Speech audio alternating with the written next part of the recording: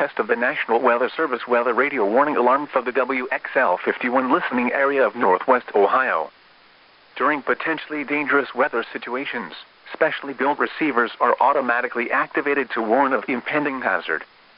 Tests of these receivers are normally conducted by the National Weather Service every Wednesday between 11 a.m. and noon.